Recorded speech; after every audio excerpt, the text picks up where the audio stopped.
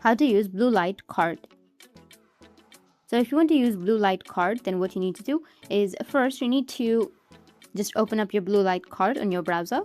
You can also go with the application as well. So just simply go ahead and log into your account. So tap on login. If you don't have an account, you can go with sign up and then create an account. But if you already have an account, you can go with the login section and then log into your account. Enter your email address, go with continue, and enter your password and login. After that, you just simply go ahead and select the retailer that you want to shop with. You can go ahead and generate a unique discount code and enter it at checkout.